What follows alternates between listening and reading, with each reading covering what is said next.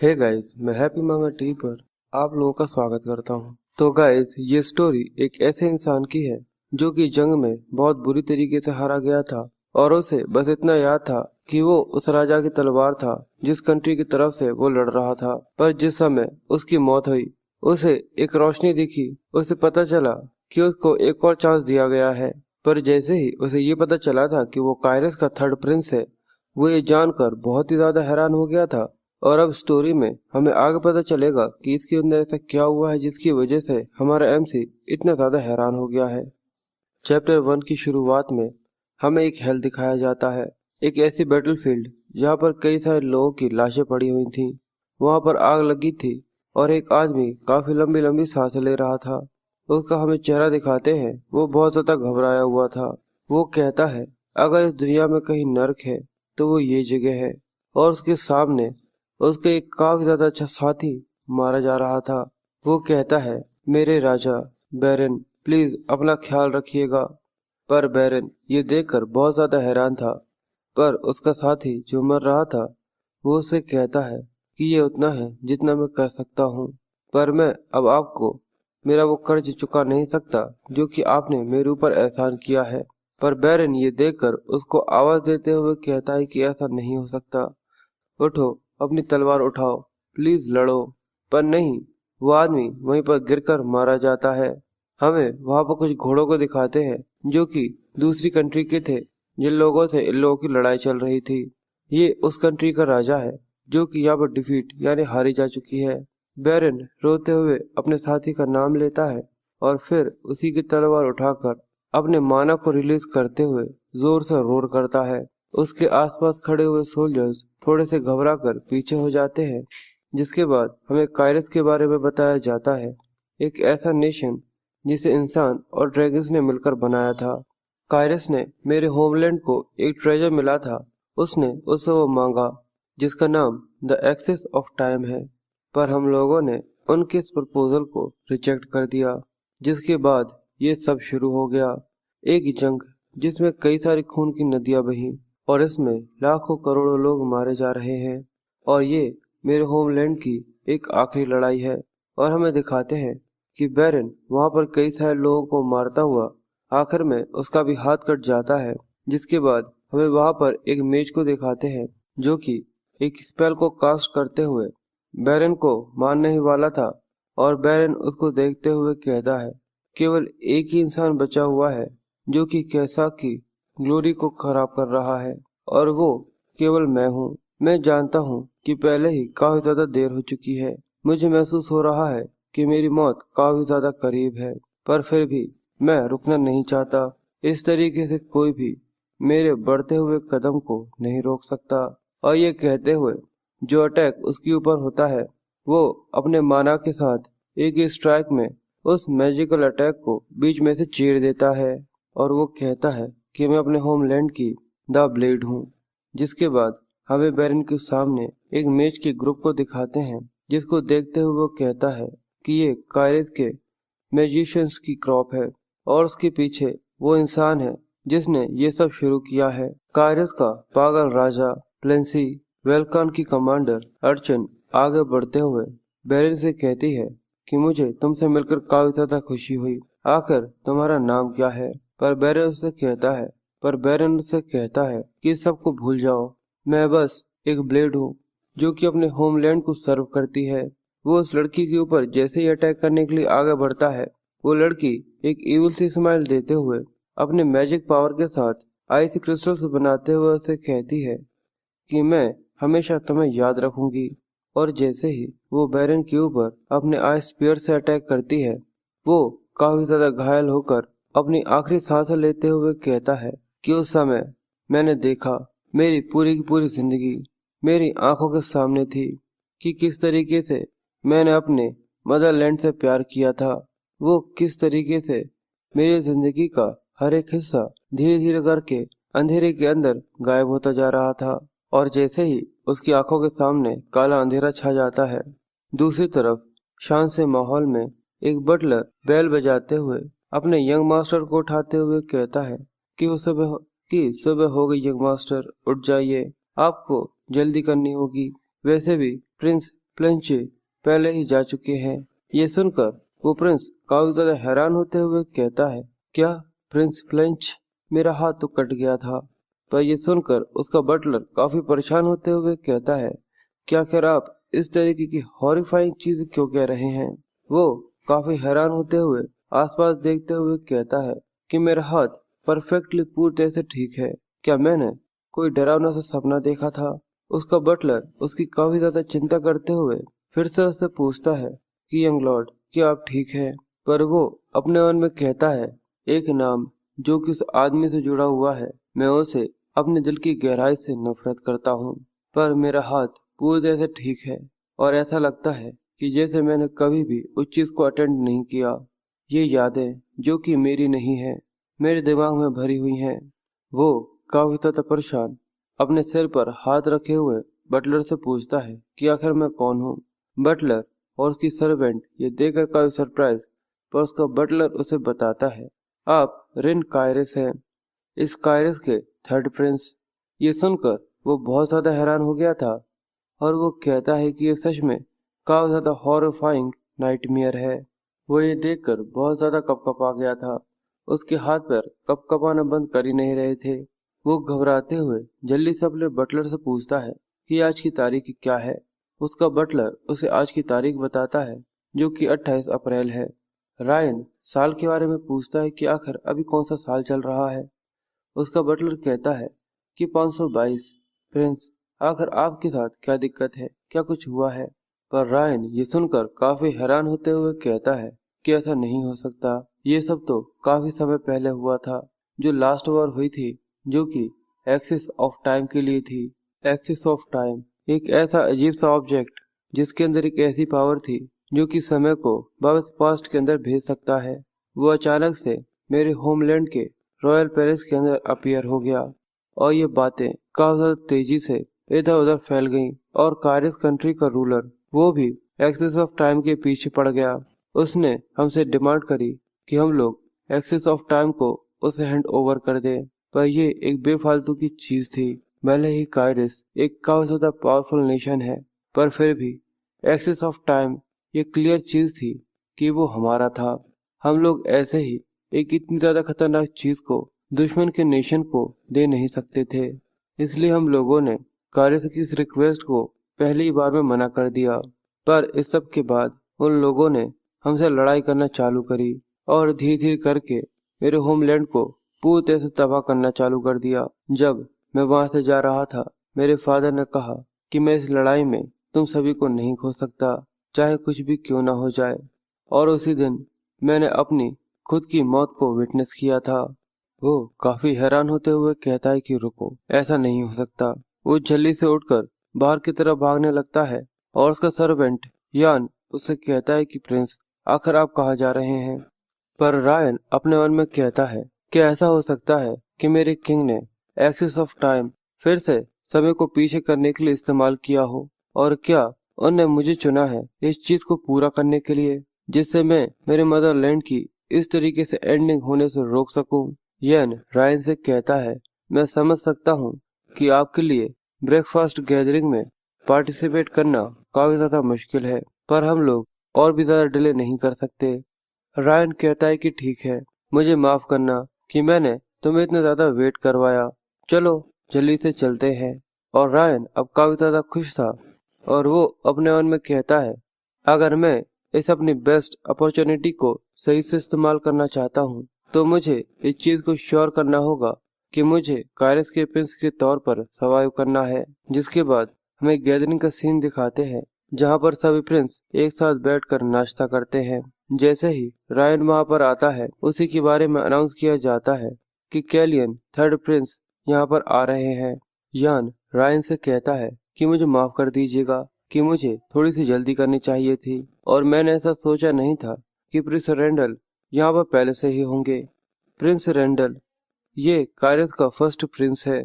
असल में कायरस के 3 ब्रदर्स हैं जो कि एक दूसरे के हाफ ब्रदर्स हैं, यानी तुम इन्हें कजिन्स कह सकते हो। राजा की 3 पत्नियां थीं जिनसे वो तीनों अलग अलग हैं और इन सभी की ब्लड लाइन 10 से मिले हुए हैं और किंग के ऑर्डर पर ही हम सभी प्रिंस एक साथ सुबह एक जगह पर बैठकर नाश्ता करते हैं, पर मेरी इन मेमोरीज की वजह से ये हमेशा से ऐसा ही लगता है।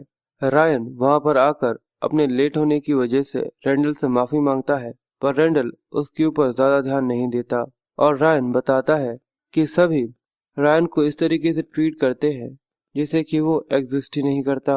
वो अपने मन में कहता है, मुझे इस चीज के ऊपर यकीन नहीं हो रहा, इसने मुझे ऐसे इग्नोर कर दिया जैसे कि मैं कोई जमीन पर पड़ा हुआ कचरा हूँ। और केवल यही वो सिबलिंग नहीं है जो कि ऐसा करता है, अभी एक और बाकी है। और हमें किसी के कदमों को दिखाते हैं जिसको देखकर सर्वेंट सच में बहुत ज्यादा घबरा गया था और उसका मुंह खुला का खुला रह जाता है। वो अनाउंस करते हुए बताता है, सेकंड प्रिंस यहाँ पर आ रहे हैं, उनका खाना तैयार किया जाए। और जैसे ही प्लेंच वहां पर आकर बैठता है, रायन उसको देखकर हैरान होते हुए कहता है कि आखिर ये क्या है। प्लेंच वहां पर काफी अजीब तरीके से बैठा हुआ था, उसकी शर्ट की पूरी बटनें खुली हुई थी और वो देखने में ऐसा लग रहा था कि जैसे वो अभी अभी उठकर आया है। वो कहता है, क्या कि इस रॉयल फैमिली के अंदर ऐसा कोई मेंबर हो भी सकता है, मुझे यकीन नहीं हो रहा। और आखिर ये इस वियर्ड सी हालत में क्यों है? क्या सच में ये वही मैड किंग प्लेनिच है जिसको मैं जानता हूँ? फिर सर्वेंट प्लेनिच को चाय भरकर देती है और रायन अपने मन में सोचता है, इसके अर्चन्स को जज करते हुए तो सच में मुझे पागलपन की कुछ और डिफरेंस ही याद आ रही है। पर वहीं उसे याद आता है और वो बताता है कि फर्स्ट प्रिंस कभी भी सेकंड प्रिंस से पंगा नहीं लेता, वो उसकी किसी भी बात में दखल देने की हिम्मत नहीं करता, क्योंकि कायरस की जो प्रेजेंट क्वीन है वो प्लेनिच की बायोलॉजिकल मदर है। और यहाँ पर इस रॉयल पैलेस में ऐसा कोई भी नहीं है जो कि उसके अथॉरिटी को चुनौती दे सके। और वो थोड़ा सा परेशान होते हुए अपने मन में कहता है कि ये काफी ज्यादा फ्रस्ट्रेटिंग है कि अगर मैं इसके बारे में सोचूं भी कि आखिर मैं इस जगह पर किस तरीके सर्वाइव कर सकता हूँ। पर तभी प्लेनिच का ध्यान रायन के ऊपर जाता है और वो उससे कहता है कि आखिर तुम कितने नासमझ हो।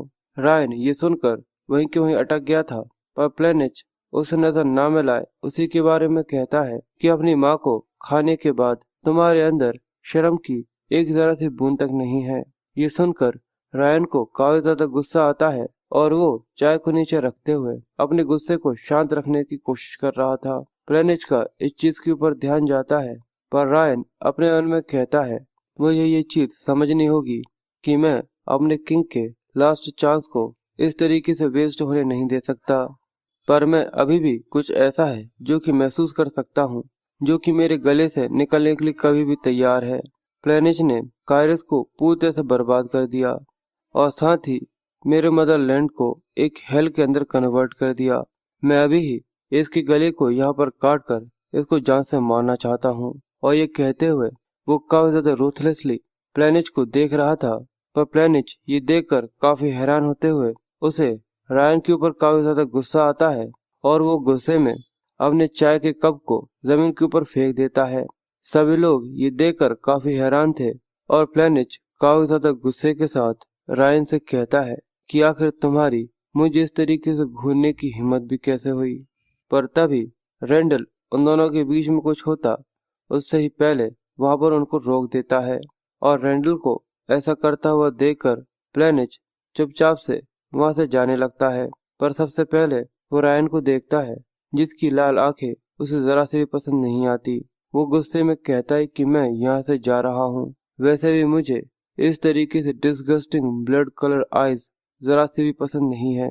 पर प्लेनिच के वहां से जाते ही रेंडल भी खड़ा हो जाता है और वो रायन से कहता है कि अगली बार अपने बिहेवियर को देखना, जल्दी ही हमारे मैजेस्टी यानी किंग का बर्थडे आने वाला है और क्या तुम एक ऐसे स्पेशल डे के इतने करीब होने के बाद कि यहाँ पर कुछ बवाल मचाना चाहते हो। पर रेंडल ये देखकर अपने ही मन में कहता है, कसम से वो ये कहना चाहता है कि इस सब में मेरी गलती है, ना कि उस कमीने की जो कि यहाँ से गुस्से में अपना मुंह उठाकर चला गया।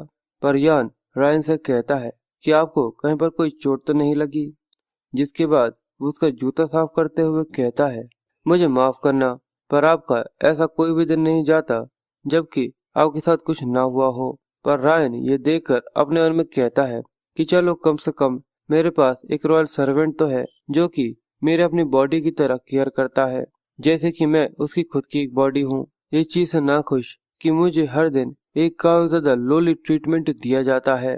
रायन यान के कंधे पर हाथ रखते हुए उसका शुक्रिया करते हुए कहता है कि मेरी इतनी ज्यादा परवाह करने के लिए तुम्हारा बहुत बहुत शुक्रिया। और ये सुनकर रायन बहुत ज्यादा हैरान हो गया था और वो अपने मन में कहता है कि ज्यादातर प्रिंस हमेशा शांत ही रहते हैं, पर आज वो मुस्कुरा रहे हैं। फिर हमें रायन की माँ के बारे में बताया जाता है कि एक काले आसमान की तरह उनके बाल काफी ज्यादा घनेरे थे और आंखें बिल्कुल फ्लेम्स की तरह। और केवल रायन ही वो ऐसा प्रिंस था, उसके पास उनकी सभी इनहेरिटेंस थी और वो ट्रायल्स थे, पर ये सभी ताकतें उसके लिए पूरी तरह से बेकार थीं।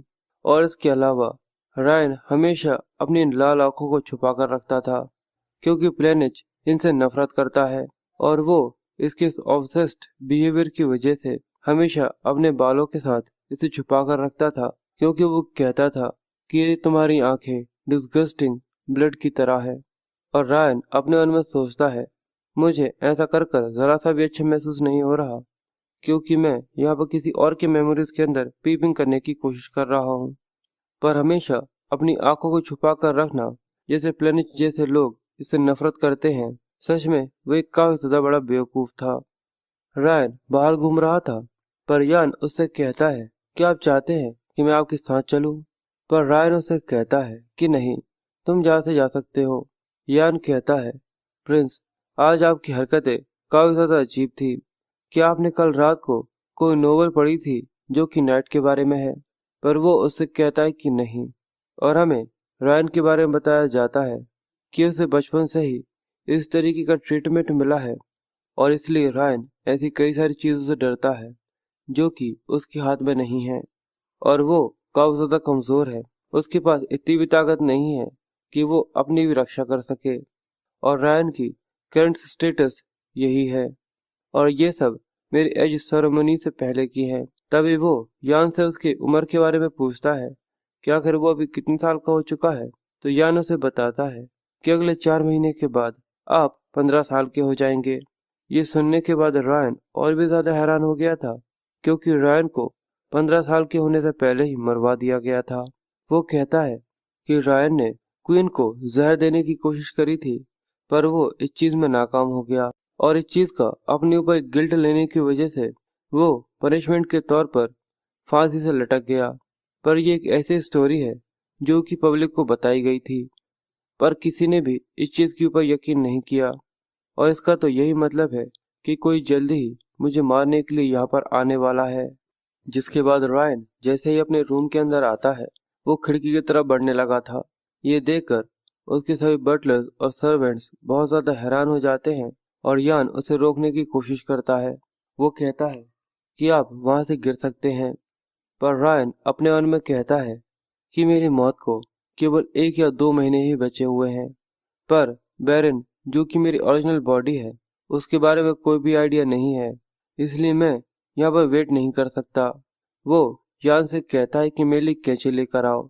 ये सुनकर यान जल्दी से उसके लिए कैंची लेकर आ गया था और वो उससे कहता है कि आखिर आप इस कैंची के साथ क्या करने वाले हैं।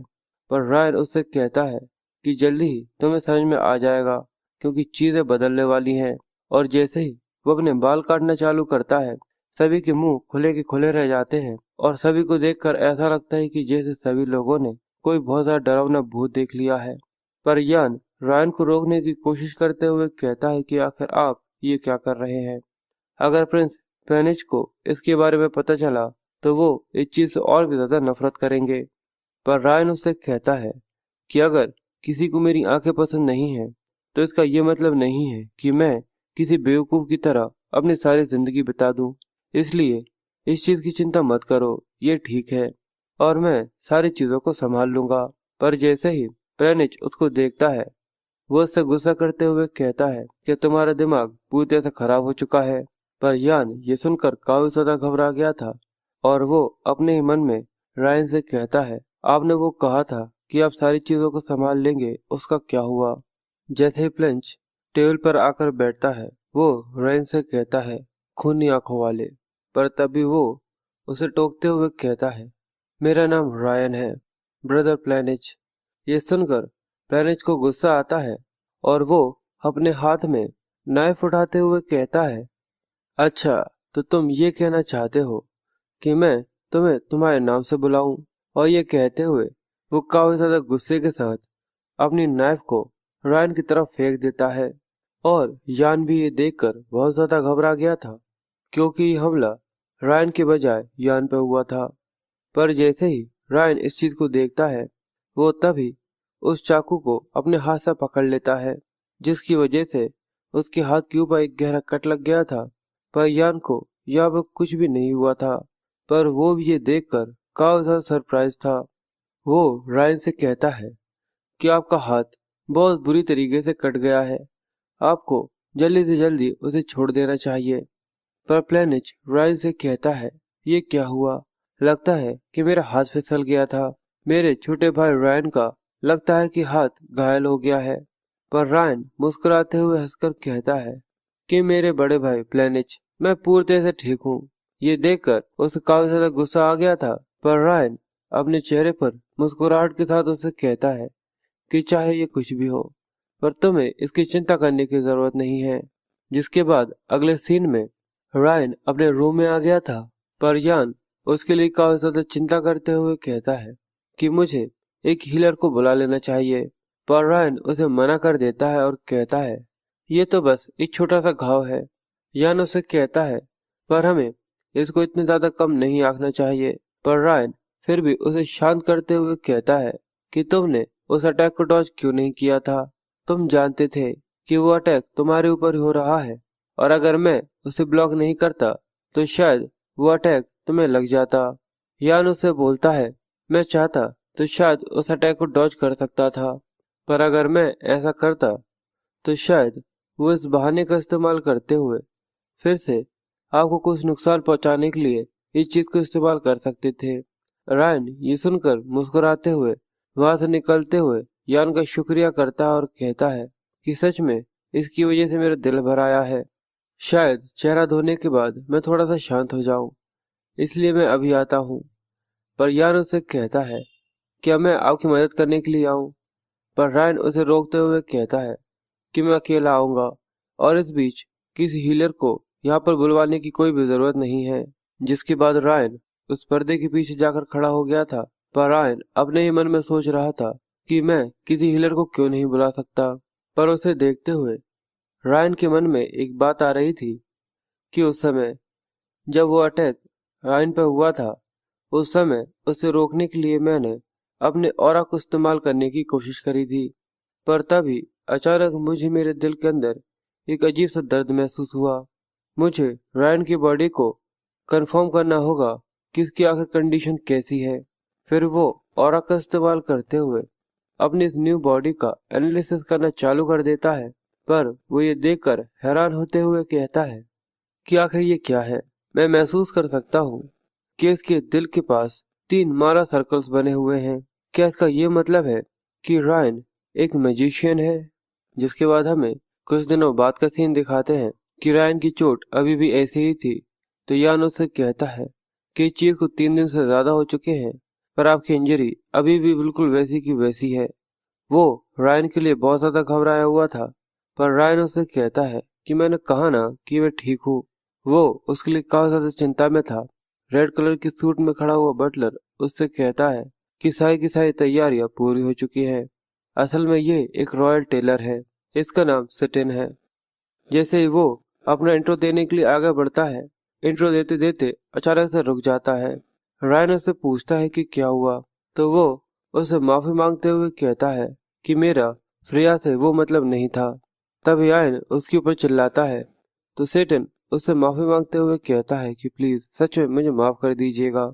रायन ये समझ गया था कि ये उसके बाल काटने की वजह से मिलने वाला रिएक्शन है। रायन ने काफी लंबे समय से सफर किया है, और वो बिल्कुल अपनी माँ की तरह दिखता है, जिसको उसने अपने जन्म से ही कभी भी नहीं देखा था। और वो इसी वजह से अपने चेहरे से नफरत करता है, और यही वजह है कि उसके रूम के अंदर कोई भी मिरर या फिर आईना नहीं लगा हुआ है। रायन इस चीज को शांत करते हुए कहता है कि ये ठीक है, अगर मैं फ्रेया की तरह दिखता भी हूँ तो हम इसमें कुछ भी नहीं कर सकते, चलो आगे बढ़ो। जिसके बाद सेटन अपने बारे में बताते हुए नए सूट्स के बारे में कहता है कि मुझे आपका नाप लेना है। फिर वो रायन का नाप लेना चालू कर देता है और सेटन उसकी चिंता करते हुए कहता है कि आप पहले से काफी ज्यादा छोटे हो गए हैं, क्या आप सही से खा रहे हैं? रायन उससे कहता है कि हाँ, पर वहीं वो उसे आईने में दिखाता है क्योंकि उसकी कंडीशन धीरे धीरे करके और भी ज्यादा खराब होती जा रही थी। कार्स एक रॉयल फैमिली के डिसेंडेंट के बारे में बताता है कि इसके डिसेंडेंट ड्रैगन हुआ करते थे और ये वो डिसेंडेंट है जिसमें से दो उन 8 हीरोज में से एक थे जिनने इविल गॉड्स को सील करने में मदद करी थी। फिर उन दोनों ने एक दूसरे के साथ शादी करी जो कि कारिस फैमिली के रॉयल डायरेक्ट डिसेंडेंट थे जिनके पास मैजिक पावर ऑफ हीलिंग थी और साथ ही ओथ ऑफ मैजिक एबिलिटी। दूसरे शब्दों में कहा जाए तो रेन की इंजरी काफी लंबे समय पहले ही हील हो जानी चाहिए थी, पर वो अभी तक नहीं हुई है। और अगर मैं कभी माना का इस्तेमाल करने की कोशिश करता हूँ, हर बार मेरे दिल में दर्द होता है। ये काफी बड़ी दिक्कत है। अगर ऐसा ही रहा और मैं किसी मुसीबत में पड़ गया और मैंने ऑरा को इस्तेमाल करने की कोशिश करी, तो जब वो असैसिन मेरे पास आएगा तब तो मैं पक्का ही मारा जाऊंगा। और दूसरी तरफ सेंट यान से बोलता है, मैं अपने साथ कुछ कपड़े लेकर आया हूँ जिनको हम इन्हें ट्राई करवा सकते हैं। वहाँ तो ये सब चल रहा था, पर रायन के मन में यही चल रहा था, क्या यहाँ पर कोई ऐसा इंसान भी है जिसको माना के बारे में कुछ पता है? पर तभी उसके दिमाग में एक आदमी के बारे में ख्याल आता है और वो कहता है कि वो शुरू से ही इसके बारे में जानता है और वो जल्दी ही यहाँ पर आने भी वाला है। द ग्रेट मैजिशियन इलियन मानासिल। मुझे उससे मिलना होगा और इसलिए रायन उससे मिलने के बारे में डिसाइड करता है। रैन इलियन के बारे में बताता है कि वो ही उन गिने चुने लोगों में से एक है जो कि पूरी दुनिया में 7th मैजिकल सर्कल को अचीव कर पाए हैं और वो सभी मैजिशियंस का आइडल भी है। पास्ट लाइफ में सुना था कि यॉन को कैसिक फैमिली के किंग्स बर्थडे पर बुलाया गया था, पर स्टोरी ये कहती है कि जैसे ही वो दरवाजे पर आया, गार्ड्स ने उसकी अपीयरेंस को देखकर उसे वहां से भगा दिया, जिसके बाद वो पास की नेशन यानी मेरे होमलैंड पर पहुंचा, जहां पर उसने ये सारी चीजें बताई और उसके 10 साल बाद वो एक 8 सर्कल ग्रेट मैजिशियन बन गया, जैसा कि पूरे पूरे कॉन्टिनेंट में कोई भी नहीं था और उसकी एबिलिटीज सभी की उम्मीद से काफी ज्यादा ताकतवर थी। और रायन उसी के बारे में सोचते हुए कहता है कि ऐसा कोई और नहीं हो सकता जिसे माना के बारे में उससे अच्छी तरीके से जानकारी हो, और वही है जो कि मेरी बॉडी की प्रॉब्लम को ठीक करने में मेरी मदद कर सकता है।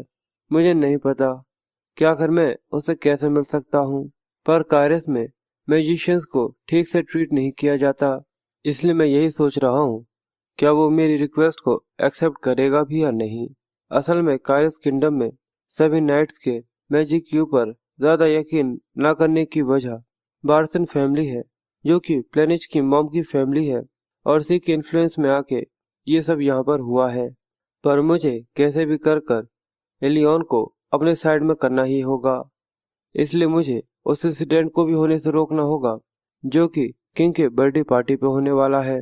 पर वो सब अभी काफी दूर है, उससे पहले मुझे इस सब से निपटना जरूरी है। और उसके सामने हमें दिखाते हैं कि उन तीनों की आंखें चमक रही थीं और वो सभी रायन को रानी बनाने में लगे हुए थे। टेलर से पहले ही कह देता है कि भैया मेरे कपड़े पे रिबन मत लगाना, मैं सच में तुम्हें बहुत बेकार लगूंगा। पर टेलर उससे कहता है, मुझे लगता है कि ये लेस आपके लिए काफी ज्यादा अच्छी होगी और ये बेल भी, आपको इस चीज को ट्राई करना चाहिए। पर रायन किसी भी चीज को ट्राई नहीं करता, जिसके बाद ऐसे ही और कुछ दिन बीत जाते हैं। हमें एक सुबह का सीन दिखाते हैं। रायन चाय पीकर अपने मन में कहता है, अब मैं जिंदगी को थोड़ा थोड़ा सही से जीने लगा हूँ और मेरे हाथ का वो घाव भी अब पूरी तरह से ठीक हो चुका है और प्लेनिच अब कुछ समय से मुझे इग्नोर कर रहा है, जो कि मेरे लिए ही काफी अच्छा है। तब यान वहां पर आते हुए रायन को मॉर्निंग विश करके उसे बताता है, आज सुबह आपकी हॉर्स राइडिंग की क्लासेस हैं और शाम को 7 बजे क्वीन आप लोगों के साथ खाना खाएंगी। रायन इसके बारे में पूछता है तो यान उसे बताता है कि हाँ, मुझे लगता है कि शायद ये सब किंग के बर्थडे प्लान की वजह से हो सकता है। रायन सोचता है कि अचानक से ये सब फिर भी ठीक है, जिसके बाद आयन रायन को बताता है कि आज आपको आपके स्टैमिना क्लासेस के लिए भी जाना है। रायन तैयार होते हुए कहता है, भले ही ये स्टैमिना ट्रेनिंग ही क्यों ना हो, पर बस मुझे लेक के आसपास ही तो भागना है। तुम इसकी ज्यादा चिंता मत करो, आखिर वहां पर ज्यादा से ज्यादा क्या होगा। पर जैसे ही वो लेक के पास आता है, हमें दिखाते हैं कि बेचारी की सांसें उखड़ गई हैं और वो पूरा पसीने में तरबतर हो गया है। वो काफी ज्यादा थका परेशान होते हुए कहता है कि मुझे लगता है कि मैं यहाँ पर मर जाऊंगा। उसकी सर्वेंट पीछे से भागते हुए आकर उससे पूछती है, क्या आप ठीक हैं? पहले दिन आपने 4.5 लैप लगाए थे, तीसरे दिन 4 लैप, और आज आप केवल 3 लैप लगाकर ही रह गए। रायन रायन पेड़ का सहारा लेकर खड़ा हुआ अपने मन में कहता है कि बिल्कुल, मेरा स्टेमिना काफी बुरी तरीके से गिरता जा रहा है, जो कि एक मेरे लिए काफी ज्यादा बड़ी प्रॉब्लम है। जिसके बाद उसकी सर्वेंट उससे कहती है, अगर आपको सांस लेने में काफी ज्यादा दिक्कत आ रही है तो क्या मैं एक हीलर को बुला सकती हूँ? रायन उसे रोकते हुए कहता है कि ठीक है। साथ ही वो हमें बताता है, अगर उसने एक हीलर को बुलाया तो वो जैसे ही मानव सर्कल के कनेक्शन में आएगा, ये फट जाएंगे। और अगर ऐसा कुछ हुआ तो सभी को ये पता चल जाएगा कि रायन एक मैजिशियन है, जिसकी वजह से मेरी जिंदगी और भी ज्यादा बड़े खतरे में आ सकती है। इसलिए मैं कोई भी बेवकूफों वाला एक्ट नहीं करने वाला। वो सर्वेंट से कहता है कि मेरा स्टेमिना थोड़ा सा गिर गया था, पर उसके लिए किसी हीलर को बुलाने की क्या जरूरत है। उसकी सर्वेंट उसे समझाने की कोशिश करती है, पर रायन अपने आप को जैसे तैसे कंट्रोल करते हुए कहता है कि देखो, मैंने कहा ना कि मैं ठीक हूँ, टेंशन मत लो, थोड़े से समय के साथ मैं पूरी तरह से ठीक हो जाऊंगा। पर वहीं उन्हें किसी की आवाज आती है कि ध्यान से देखो, लड़ाई के ऊपर ध्यान दो, अपने दिमाग को स्थिर करो। और जैसे ही वो दोनों पीछे देखते हैं तो वहां पर कई सारे नाइट्स एक दूसरे के साथ स्पा करते हुए अपनी बैटल की ट्रेनिंग को अंजाम दे रहे थे। वहां पर जिनका कमांडर था, वो सभी को लीड करते हुए सभी को बैटलफील्ड के बारे में बता रहा था, और वो सभी से कहता है कि कोई भी अपनी ब्लेड से नजर नहीं हटाएगा, क्योंकि अगर कोई बैटलफील्ड में होता तो अब तक मारा जा चुका होता।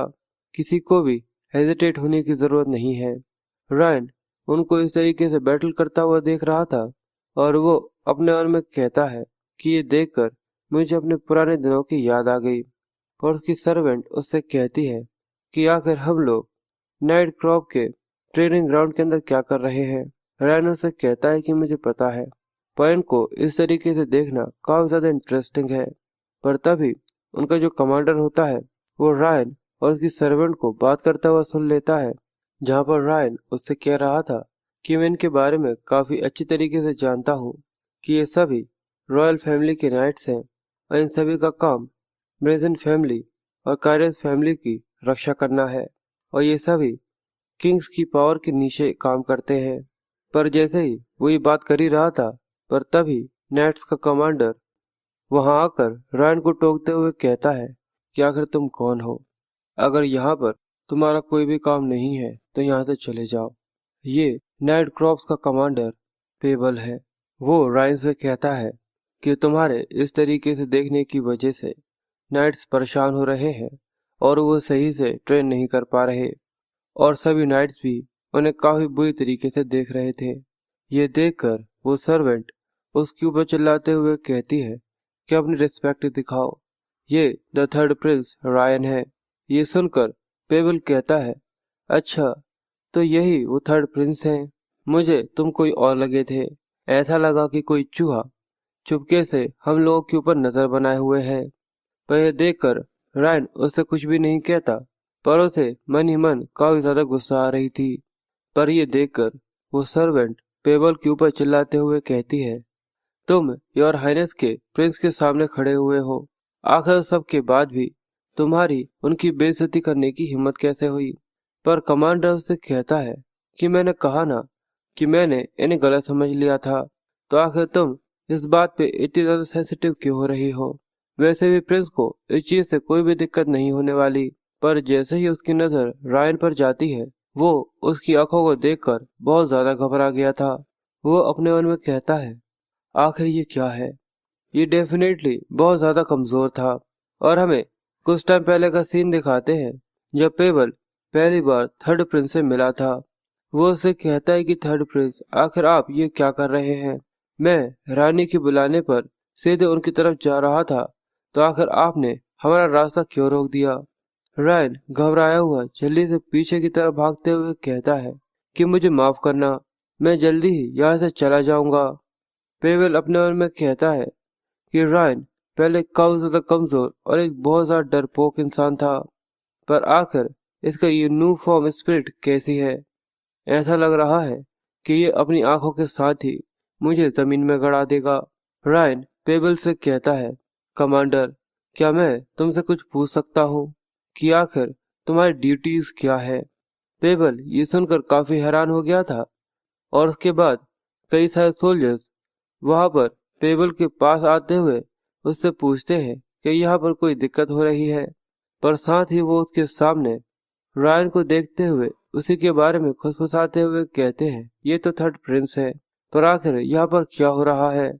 ये बिल्कुल सही है, ये तो केवल थर्ड प्रिंस है, जिनको कोई नाइट भी भाव नहीं देता, सभी उसकी बेइज्जती करते हैं। इसलिए पेबल सभी लोगों को वहां पर आता हुआ देखकर रायन से कहता है कि जैसा कि तुम देख ही सकते हो कि अभी हम लोग ट्रेनिंग के बीच में है, तो इसलिए मैं तुम्हारे क्वेश्चन का आंसर नहीं दे सकता। इसलिए प्रिंस जाइए और अपना काम कीजिए। पर तभी रायन फिर से उसके ऊपर चिल्लाते हुए कहता है कि मैंने तुमसे एक सवाल किया है, मुझे बताओ कि आखिर तुम्हारी ड्यूटीज क्या है? सभी लोग ये सुनकर काफी हैरान हो गए थे कि आखिर वो कितनी ज्यादा तेज आवाज में कमांडर पेबल से बात कर रहा है।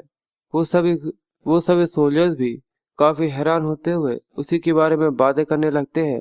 पेबल काफी हैरान होते हुए अपनी ड्यूटीज के बारे में बताते हुए कहता है कि रॉयल फैमिली की फोर्सेस को ताकत देना और रॉयल फैमिली और इस किंगडम की रक्षा करना। पर रायन एक पेड़ की डाली को तोड़ते हुए कहता है कि बिल्कुल सही, ताकत देना और रक्षा करना। अभी तुमने कहा कि मैं इन दोनों ही ड्यूटीज में फेल हो चुका हूँ, पर पेबल काफी गुस्से के साथ कह रहा था कि आखिर आप किस बारे में बात कर रहे हैं? रायन एक छोटी सी लकड़ी के साथ आगे की तरफ बढ़ते हुए कहता है, पहली बात कि रॉयल फैमिली की फोर्सेस को ताकत देना, पर जितना मैं तुम्हें देखकर ऑब्जर्व कर समझा हूँ, तुम्हारी ट्रेनिंग पूरी तरह से बेकार है। और ये कहते ही वो अचानक से उन लोगों के सामने से गायब हो गया था। पेबल ये देखकर काफी हैरान था, क्योंकि अचानक रायन उसके पीछे से आकर उसके ऊपर अटैक करने वाला था। सभी लोग ये देखकर हक्के बक्के हो गए थे, और पेबल पीछे देखते हुए अपने मन में कहता है, अगर मैंने इस अटैक को ब्लॉक नहीं किया तो मैं जरूर से ही मारा जाऊंगा। वो बहुत ज्यादा घबरा गया था, इसलिए वो जल्दी से अपनी तलवार को निकालते हुए रायन के अटैक को रोकने की कोशिश करने लगता है। इसमें उसे काफी ज्यादा स्ट्रगल करना पड़ रहा था, पर वो ये देखकर हैरान होते हुए कहता है, पर ये तो एक छोटी सी पेड़ की ब्रांच है। तभी रायन थोड़ी सी और ताकत लगाकर उस ब्रांच को वहीं के वहीं छोड़ देता है, पर इससे पेबल की तलवार काफी दूर जाकर गिर गई थी, और सभी लोग ये देखकर पूरी तरह से हक्के बक्के हो गए थे। पर इस अटैक की वजह से रायन के हाथ में एक मोच आ गई थी, पर वो उससे कहता है, मुझे इस चीज के ऊपर यकीन नहीं हो रहा कि तुम मेरे जैसे किसी की मूवमेंट्स को प्रेडिक्ट नहीं कर पाए, जिसने अभी तक कभी भी तलवार तक उठाई नहीं है। मैं तुमसे काफी ज्यादा डिसअपॉइंटेड हूँ। और दूसरी बात, रॉयल फैमिली और इस किंगडम की रक्षा करना, पर तुम रॉयल फैमिली के एक मेंबर से इस तरीके के मैनर से बात कर रहे हो, और इसके अलावा तुमने प्रिंस के खिलाफ तलवार को उठाकर उन्हें घायल कर दिया, तो क्या मैं तुम्हें एक ट्रेडर कंसिडर कर सकता हूँ? ये कहते हुए वो कमांडर को काफी ज्यादा डेडली लुक दे रहा था, जिसकी वजह से वो काफी ज्यादा घबराते हुए अपने मन में कहता है, क्या सच में ये वही थर्ड प्रिंस है जिसे मैं जानता हूँ? वो काफी ज्यादा घबरा गया था, और वो रायन के सामने झुकते हुए उससे माफी मांगते हुए कहता है कि प्लीज मुझे माफ कर दीजिएगा, मैं इस चीज को क्लियरली नहीं सोच पाया, मेरा ऐसा कुछ भी करने का इंटेंशन नहीं था, प्लीज मुझे माफ कर दीजिए। सभी लोग ये देखकर और भी ज्यादा हैरान थे, पर पेबल अपने मन में कहता है, इस तरीके के वर्थलेस थर्ड प्रिंस के सामने इस तरीके की बेइज्जती, मैं कभी भी इस बेइज्जती को नहीं भूलूंगा। जिसके अगले सीन में हमें यान को दिखाते हैं, जो कि रायन से कह रहा था कि आखिर क्यों किसी ने मुझसे कहा था कि वो डेफिनेटली स्टेमिना ट्रेनिंग के लिए जा रहा है, पर आखिर वो आते हुए एक घोड़े को अपने साथ कैसे ला सकता है। वो भी ये देखकर बहुत ज्यादा हैरान था, क्योंकि यहाँ पर रायन अपने साथ एक काले और काफी शानदार घोड़े को अपने साथ लेकर आ गया था। वो उसे रायन को पकड़ाते हुए कहता है कि मैं इसे रास्ते से उठा लाया था और अब इसका नाम रेवन है। पर यान उससे कहता है कि आखिर आपको ये कहाँ से मिल गया, और आखिर आप रास्ते में से एक घोड़े को कहाँ से लेकर आ गए। तो रायन हम लोगों को बताता है कि उस कमोशन के शांत हो जाने के बाद रायन इग्नाइट से पूछता है कि आखिर घोड़े के साथ क्या है। तो वो उसे बताता है कि असल में प्रिंस प्लेनेज उसको टेम करने में फेल हो गए। जैसा कि आप देख ही सकते हैं कि वो एक काफी ज्यादा गुस्से वाला घोड़ा है। तो ये देखकर रायन के मन में आता है कि क्यों ना मैं इसे ले जाऊं, और वो उसे वहां से लेकर आ गया था। ये सुनकर यान उसके ऊपर चिल्लाते हुए कहता है कि ये सच में पूरी तरह से ठीक होगा कि आप प्रिंस प्लेनेज के घोड़े को इस तरीके से लेकर आ जाए। तो रायन उससे कहता है कि अगर किसी को इसके बारे में पता चल भी गया तो ठीक है, वैसे भी उन्होंने कहा था जो इसे ढूंढेगा वो उसे रख सकता है।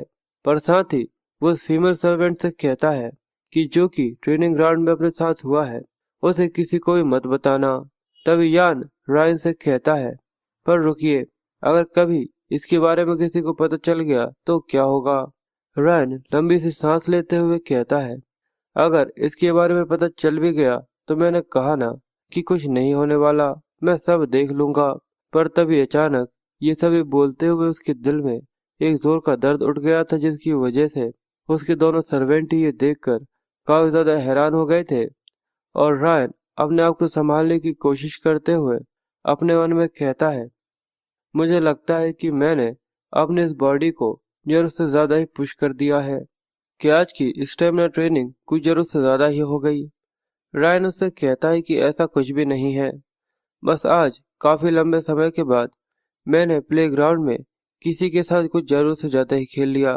यान उसके बारे में पूछता है, पर रायन यान से कहता है, अगर इसी तरीके से चलता रहा तो तुम खाने के लिए लेट हो जाओगे, इसलिए प्लीज जल्दी करो। ये सुनकर वो कहता है कि ठीक है, मैं जल्दी करता हूँ। और वहीं हमें किसी के पैरों को दिखाया जाता है, यानी कोई छुपकर उन दोनों की बातें सुन रहा था। जिसके बाद हमें शैडोज में किसी का सीन दिखाते हैं। वो आदमी किसी को इस सब के बारे में रिपोर्ट करता है और वो कहता है, अच्छा तो ऐसा है, ये काफी इंटरेस्टिंग है। ऐसा लगता है कि वो कीड़ा अब चलना सीख चुका है। पर वहीं जो हाथ में वो फूल रखे हुए था उसे वो तोड़कर नीचे फेंकते हुए कहता है, उसके जैसा कोई अगर कोशिश भी करे तब भी वो चाहकर भी अपने ओरिजिन्स को चेंज नहीं कर सकता। पर ये मजेदार नहीं होगा अगर मैं उसे दबाकर इसी तरीके से मर जाने दूं। चलो देखते हैं क्या कि ये किस तरीके से करता है। जिसके बाद हमें अगले दिन का सीन दिखाते हैं। रायन सामने देख रहा था कि उसके दोनों भाइयों में से कोई भी किसी से कुछ भी बात नहीं कर रहा था और ना ही उसकी तरफ देख रहे थे। वो कहता है कि इस एटमॉस्फेयर में मैं एडजस्ट नहीं कर पा रहा हूँ, पर आखिर इन कमीनों की दिक्कत क्या है। ऐसा लगता है कि इनके अंदर ज्यादा ताकत नहीं है। क्या क्वीन और वेस्कॉट अगर लेट हो गए हैं तो क्या वो मेरी गलती है? और सच में ये अपने एक्सप्रेशंस को कंट्रोल नहीं कर सकता, ये अभी भी किसी एक बच्चे की तरह है। पर तभी वहां पर किसी के चलने की कदमों की आवाज आती है और रायन काफी हैरान होते हुए कहता है कि ये सेंट। वो भी अपने एक्सप्रेशन को संभाल नहीं पाता और वो काफी ज्यादा एक्साइटेड होते हुए कहता है कि आखिरकार ये यहाँ पर आ ही गई। इस किंगडम के पीछे की ट्रू पावर, सिलिस ब्रेजन, द सेकंड क्वीन और कायरस की करेंट क्वीन। रायन इसके बारे में बताता है कि कायरस के प्रीवियस क्वीन के मर जाने के बाद उनकी पोजीशन को किसी न किसी को तो संभालना था, इसलिए बारिस फैमिली, जो कि काफी ज्यादा बड़ी फैमिली है, और उनके रॉयल गार्ड क्रॉप्स ने इस चीज को कंट्रोल किया, और मेजॉरिटी ऑफ नोबल्स भी बायसन फैमिली को सपोर्ट करती है। इसी की वजह से ये पावर दिन ब दिन बढ़ती चली गई, और पावरलेस थर्ड प्रिंस रायन, वो एक ऐसा इंसान बन गया जिस पर बेचारे से बेचारे कमांडर्स भी अब हंसा करते हैं। उसका भाई उसके साथ चला हुआ आ रहा था, और वो उसे पेबल के बारे में बताता है कि आकर उस कमांडर के साथ किस तरीके से निपटना है। वो कहता है कि ठीक है, हम उससे निपट लेंगे, पर भविष्य में मुझे सारी चीजें डिटेल में मत बताया करो, क्योंकि मुझे ऐसी कई सारी चीजें और हैं जिनसे सुलझना है। और वो यहाँ पर शायद रायन की बात कर रही थी।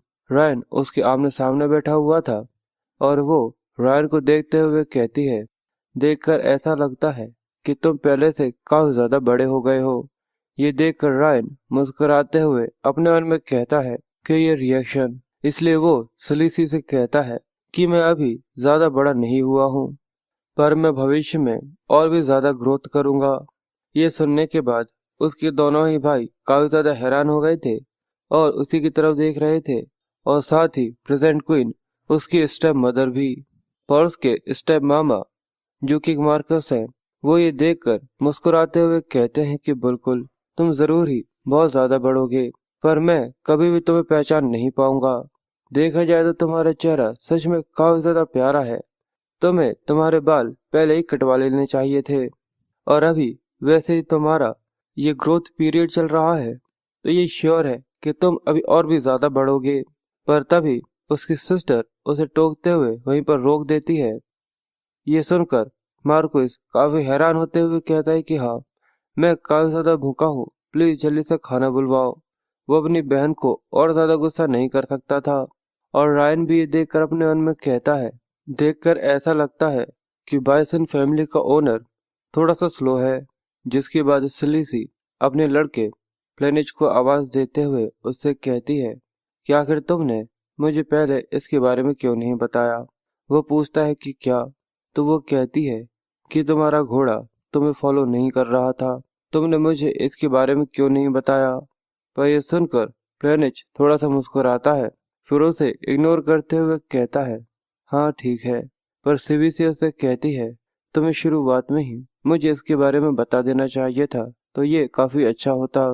पर वो कहता है, मुझे लगता है कि मैंने शुरुआत ही एक यूजलेस घोड़े के साथ करी थी, इसलिए थोड़ी ही देर में मैं यहाँ से चला जाऊंगा। पर ये सुनकर उसकी मदर को उसके ऊपर काफी ज्यादा गुस्सा आता है। जिसके बाद अब हमें 3 हफ्ते बाद का सीन दिखाते हैं कि the anniversary Kings birthday celebration चालू हो चुका है, और यहाँ पर इस सेलिब्रेशन को एंजॉय करने के लिए कई सारे बड़े बड़े लोग यहाँ पर आए हुए हैं। और वहाँ पर जो बर्थडे की गिफ्ट ले जाए जा रहे थे, पूरे शहर के लोग उन्हीं को देखते हुए कहते हैं कि ये सभी वो प्रेजेंट्स है, यानी बर्थडे बैंक्वेट काफी ज्यादा फैसिनेटिंग होने वाली है। सभी राजकुमार इस मूवमेंट के लिए अपनी अपनी तैयारियों में लगे हुए होंगे। सच में उनको देखना काफी ज्यादा कमाल का होने वाला है। और वहीं दूसरी तरफ हमें रायन को दिखाते हैं, जहां पर रॉयल टेलर उसका नाप ले रहा था, पर वो ये देखकर काफी हैरान हो गया था, और वो रायन से रोते हुए कहता है कि योर हाइनेस, क्या आप सही से खाना खा भी रहे हैं। और तभी वो ये देखकर और भी ज्यादा हैरान हो जाता है, क्योंकि रायन की नाक में से खून आ रहा था, और वो भी ये देखकर बहुत ज्यादा सरप्राइज हो गया था। सभी जल्दी से रायन की तरफ बढ़ते हैं, और यान जल्दी से कुछ लेकर आने के लिए बोलता है, जिससे वो रायन की उस नाक की ब्लीडिंग को रोक सके। पर रायन उसे रोकते हुए कहता है कि ये ठीक है, ये इतना भी ज्यादा बुरा नहीं है। ये सब शायद इसी वजह से हो सकता है क्योंकि मैं आजकल सही से सो नहीं पा रहा हूँ। पर यान उससे कहता है कि ये इतनी ज्यादा बड़ी प्रॉब्लम नहीं है।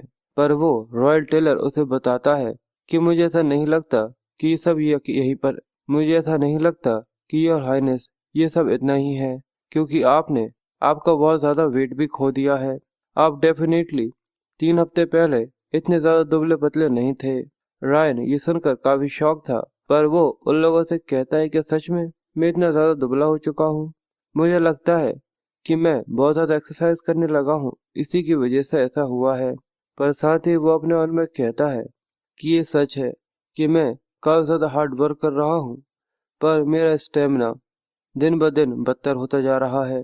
और देखकर ऐसा लगता है कि जब भी मैं माना इस्तेमाल करता हूँ, मेरे दिल में ये दर्द बढ़ता जा रहा है। जरूर मेरे दिल के अंदर कोई ना कोई प्रॉब्लम है। रॉयल टेलर उससे कहता है कि ऐसी चीजों को आपको इतनी ज्यादा आसानी से नहीं लेनी चाहिए। योर हाइनेस, क्या आपने अपना चेकअप करवाया? पर रायन उसे कहता है कि इतना ज्यादा भी बुरा नहीं है।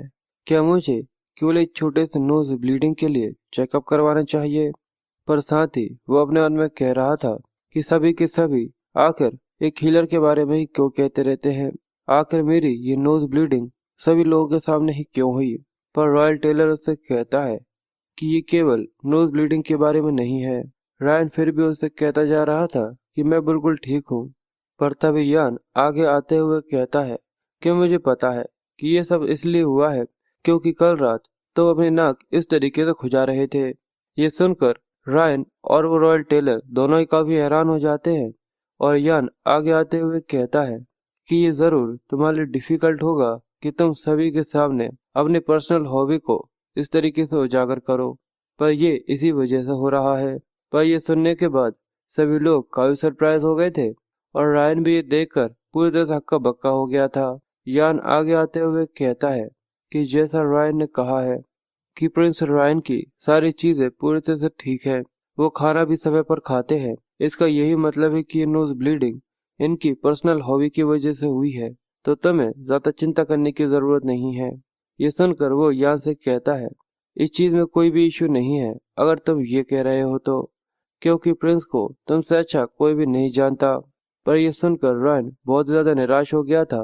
पर यान उसे आंख मारते हुए कहता है कि मैंने सबको संभाल लिया। रायन अपने मन में कहता है कि ये कमीना, मैंने ऐसे सारी चीजें बताई थी कि आखिर मैं किस तरीके से मैजिक को इस्तेमाल कर सकता हूँ, और इसी की वजह से मेरी बॉडी की कंडीशन धीरे धीरे करके खराब हो रही है, क्योंकि ये कुछ माना इश्यूज की वजह से है, जिसकी वजह से मेरे दिल में भी दर्द होता है। और ये सब जानने के बाद इसने ये डिसाइड किया कि आखिर ये मेरी इमेज को इस तरीके से रोइन करेगा। पर यह तो रिलीफ है कि मैं इस चीज से इसकी वजह से निकल गया। जिसके बाद वो रायन से कहता है कि अब कपड़ों को बनाने के लिए थोड़ा सा इशू लगेगा। पर तब यान उसे कहता है कि प्रिंस को और भी कई सारी चीजें करनी है, इसलिए टाइम इशू नहीं रहेगा। ये सुनकर वो वहां से कपड़े ले जाते हुए कहता है कि ये काफी अच्छा है, इसलिए मैं कल सुबह तक इनके कपड़े लेकर आ जाऊंगा। और ये कहकर वो जल्दी से वहां से जाने लगा था। पर यान रायन से कहता है कि आज वो दिन नहीं है जिसके बारे में आपने मुझसे कहा था। मैंने सही कहा ना? और रायन अपने मन में कहता है कि अगर इसी तरीके से मेरी कंडीशन खराब होती रही तो सभी लोगों को इसके बारे में पता चल जाएगा, और इसीलिए उस रात से पहले जब मेरी मौत हो, मुझे इलियन से कैसे भी कैसे कर कर मिलना ही होगा।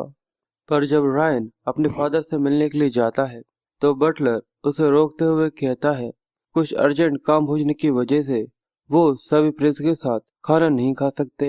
इसकी बजाय उन लोगों ने एक एक कर कर सभी लोगों से मिलना पसंद किया है। ये सुनकर रायन काफी हैरान होते हुए अपने मन में कहता है कि हम सभी एक साथ ना मिलकर सभी एक एक कर कर उनसे मिलेंगे। क्या ये और भी ज्यादा एफिशिएंसी नहीं होगा कि सभी लोगों से एक साथ मिला जाए? मैंने ऐसा सोचा नहीं था कि यहाँ पर एक प्राइवेट मीटिंग होगी। मैं थोड़ा सा नर्वस हूँ।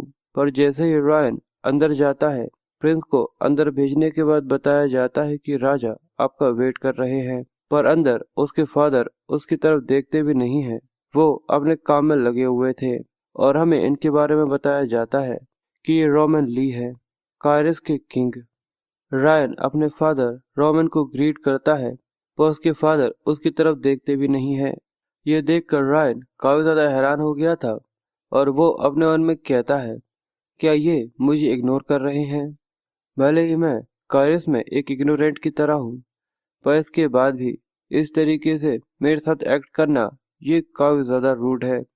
रोमन उसे बैठने का बोलता है तो रायन वहां पर बैठते हुए मुस्कुराते हुए कहता है कि आपके 38 बर्थडे के लिए आपको कॉन्ग्रेचुलेशंस।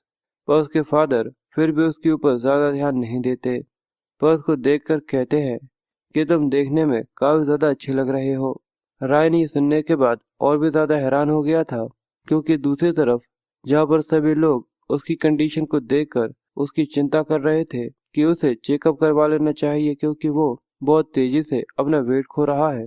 पर इस तरफ उसके फादर उसको देखकर ये कह रहे हैं कि वो देखने में काफी अच्छा लग रहा है। रायन अपने मन में कहता है कि मेरे फादर को ये पता भी नहीं है कि आखिर मेरी हालत कैसी है। मैं धीरे धीरे करके मरता जा रहा हूँ और उन्हें देखने में मैं काफी ज्यादा सुंदर दिख रहा हूँ।